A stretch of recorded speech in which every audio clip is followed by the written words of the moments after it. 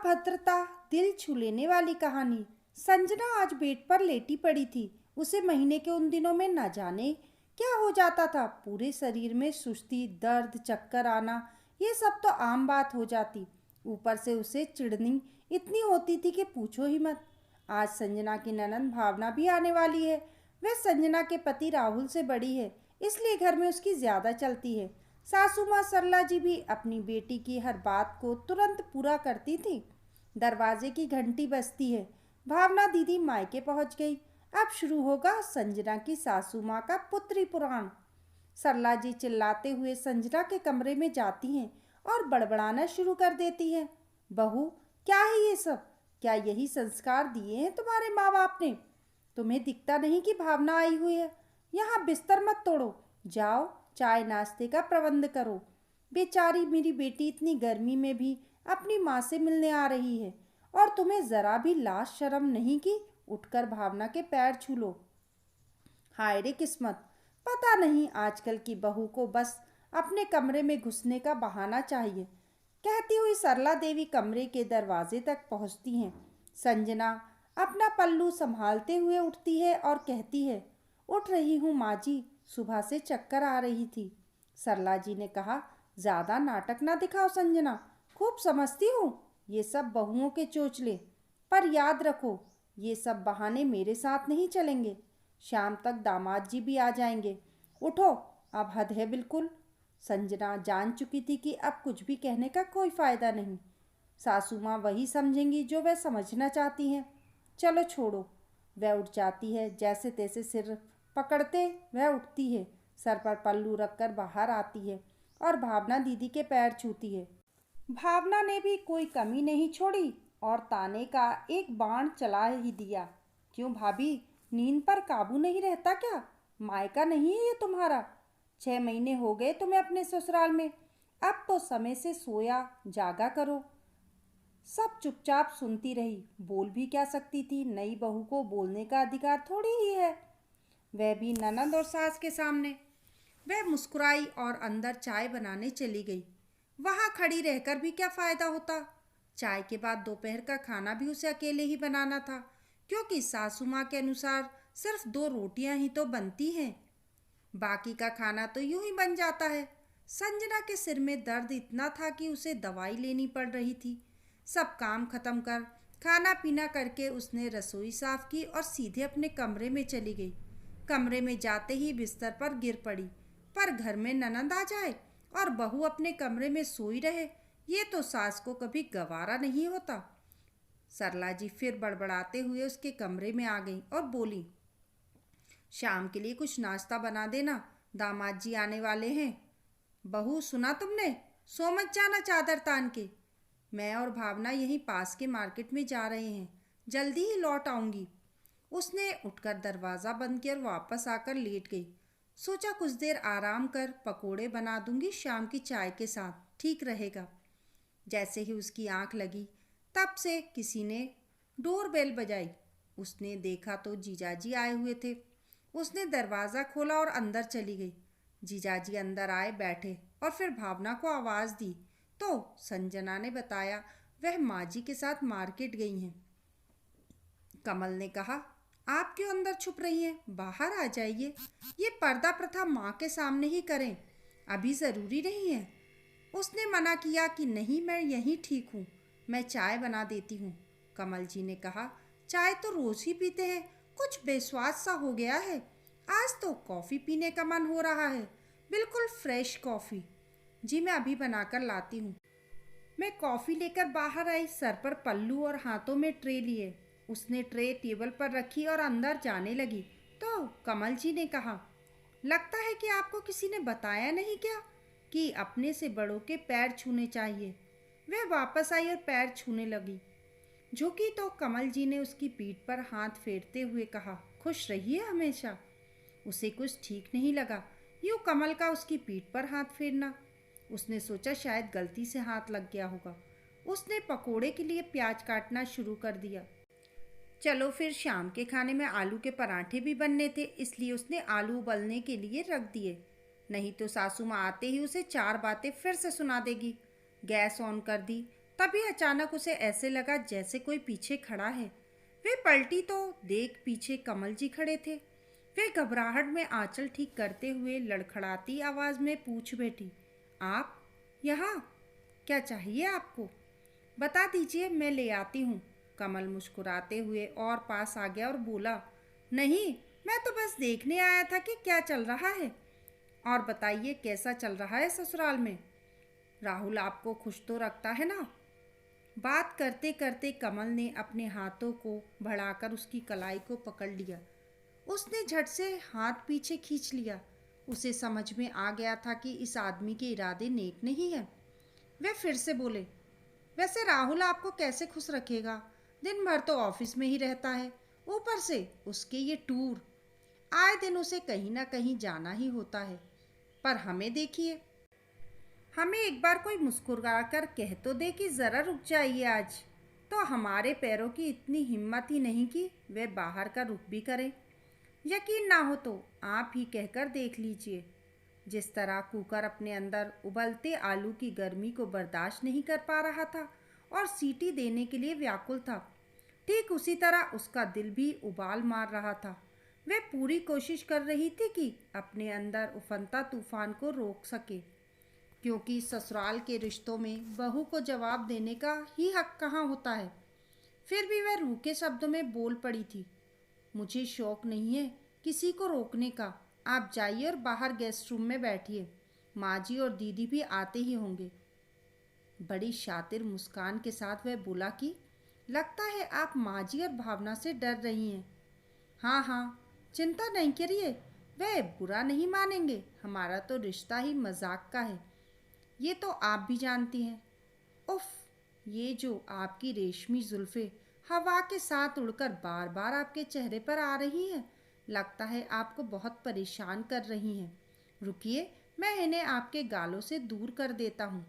ये कहकर कमल ने अपने हाथों को उसके चेहरे की तरफ बढ़ाया, जैसे वह चेहरे को छूने की कोशिश कर रहा था। अब तो सारे रिश्ते एक तरफ और आत्मसम्मान एक तरफ। उधर कुकर प्रेशर ना झेल पाया और इधर संजना के लिए अब यह सब सहना मुश्किल हो रहा था। जोर की बजती सीटी के साथ उसने भी कमल के गालों पर जोर का एक थप्पड़ जड़ दिया।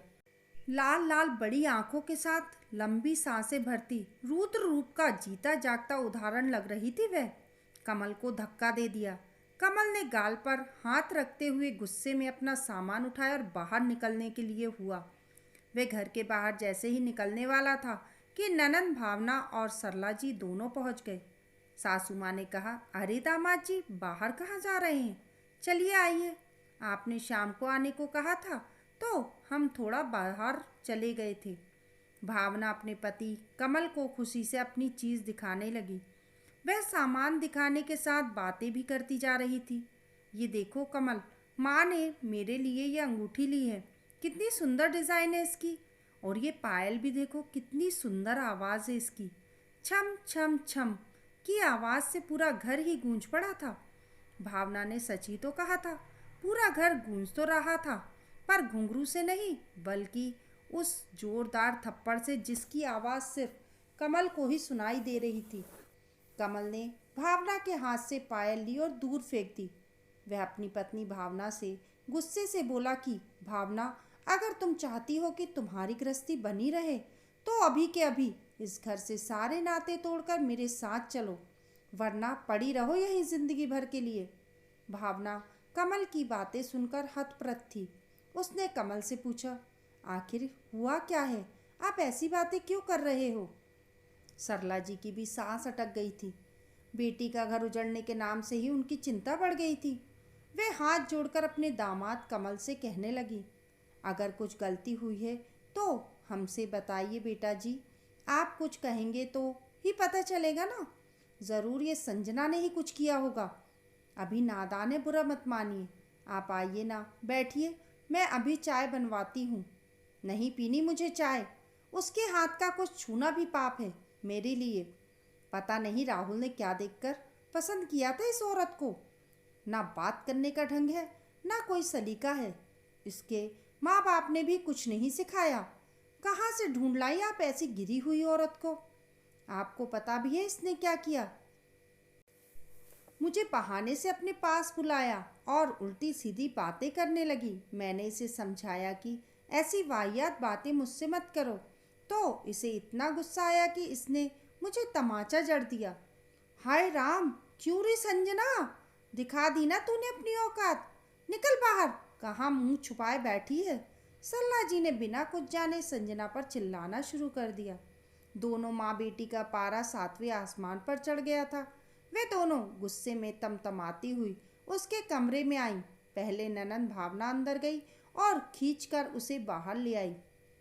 बिना सच जाने ही उन्होंने उसे गुनाहगार साबित कर दिया था और उस पर हाथ उठाने ही वाली थी कि ऐन वक्त पर उसने भी हाथ पकड़कर रोक दिया और कहा, मेरी कोई गलती नहीं थी दीदी, इन्होंने ही मेरे साथ बदतमीजी करने की कोशिश की। ये अपनी मर्यादा भूल चुके थे तो मैंने इन्हें याद दिला दी। भावना को अपने पति का अपमान बर्दाश्त नहीं हुआ। उसने कमल से कहा, सुनिए, ज़रा ज़ोर से पकड़िए इसे, अभी मैं इसके होश ठिकाने लगाती हूँ। माँ, ये पकड़ो मेरा दुपट्टा और कसकर बांध दो इसे। बहुत घमंड है ना अपनी सुंदरता पर। आज इस चेहरे का वह हाल करूँगी कि आईना देखकर ये खुद ही डर जाएगी। एक तो चोरी, ऊपर से सीना जोरी। संजना निर्दोष होने की गवाही देती रही पर कोई सुनने वाला नहीं था। सासू माँ ने दुपट्टा पकड़ तो लिया पर दुविधा में पड़ गई। वह भी पूरी आस भरी निगाह से उनकी तरफ देख रही थी।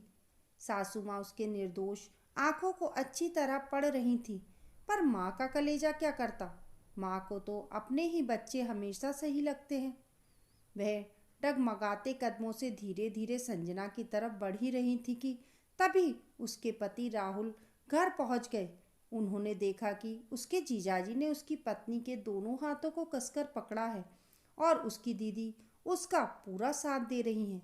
ये सब तमाशा देख राहुल सकते में आ गया और कमल को दूसरी तरफ धकेलते हुए संजना के हाथों को दुपट्टे के बंधन से मुक्त किया और उसे अपनी तरफ करते हुए गुस्से में कहा, माँ, क्या हो रहा है ये सब? दीदी और जीजाजी क्या कर रहे थे? माँ, आप खड़ी होकर इनका साथ दे रही थी। यही करते हो आप लोग मेरी गैर मौजूदगी में? हिम्मत कैसे हुई आपकी जीजाजी, जो आप मेरी पत्नी को ऐसे बंधक बनाए खड़े थे?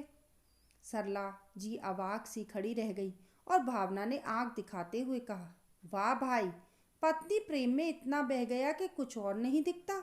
इसने कितनी गिरी हुई हरकत की है मेरे पति के साथ, तुम्हें पता भी है?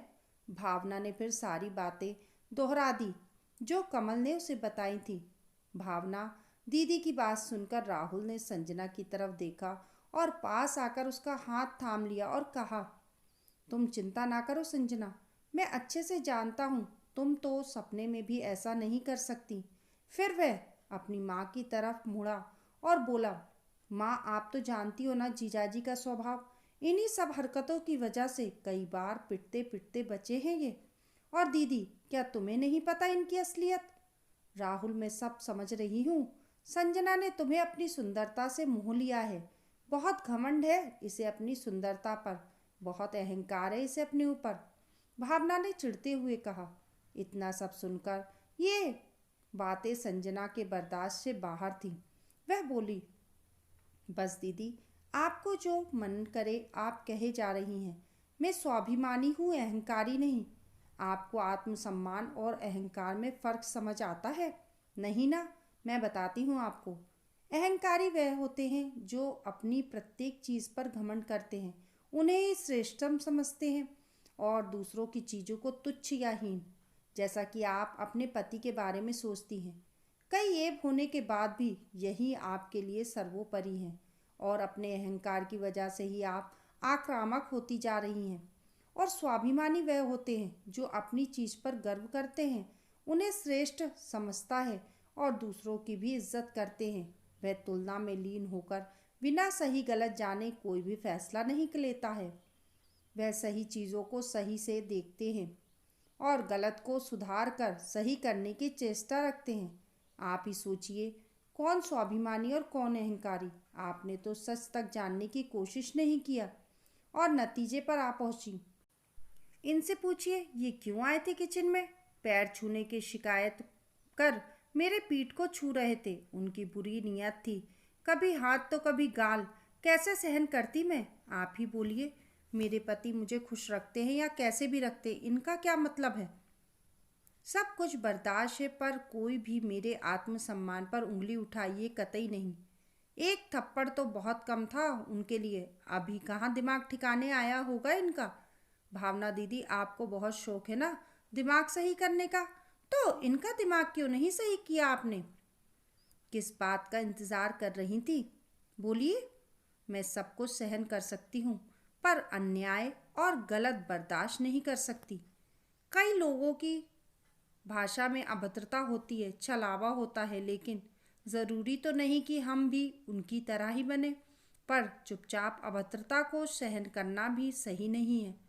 कोई मुझ पर लगातार बार बार उंगली उठाता रहे और मैं चुपचाप सब सुनती रहूं, तो ये मेरे आत्मसम्मान से छल होगा। अब तो हकीकत आपके सामने है, तो भावना दीदी बोलिए। राहुल ने भी उसका साथ देते हुए कहा कि हाँ दीदी बोलना, चुप क्यों हो? क्या अभी तुम्हें संजना गलत और जीजाजी ही सही लग रहे हैं? तुम तो सब कुछ जानती हो इसके बारे में, फिर क्यों अपने मन को दिलासा देती रहती हो? कहीं का गुस्सा कहीं निकालती हो। अब तो आंखें खोलो दीदी। अहंकार में चूर भावना को सही गलत से कोई मतलब नहीं था। उन्होंने अपनी माँ से कहा, माँ, तुम्हारी बेटी और दामाद की इतनी बेइज्जती हो रही है और तुम चुपचाप सुन रही हो। बोलो इसे अभी के अभी ये घर छोड़कर चली जाने को कहो। सरला जी को अपनी बेटी दामाद की गलती का एहसास हो गया था।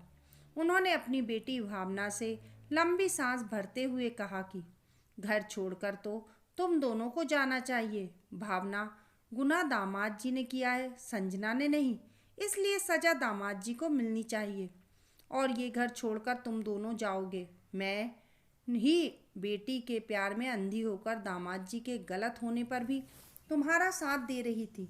इतना कहकर सरला जी ने अपनी बहू संजना से माफ़ी मांगते हुए कहा, मुझे माफ़ कर दो बहू, मैं गलत थी। कहीं इससे पहले कि वे कुछ बोलती, संजना ने सीधे शब्दों में उसे समझा दिया कि आप माँ जी से सवाल जवाब ना करें और अगर अपना परिवार बनाए रखना चाहती है तो अभी चुपचाप यहाँ से चली जाइए। बाद में क्या करना है ये हम बाद में ही देखेंगे।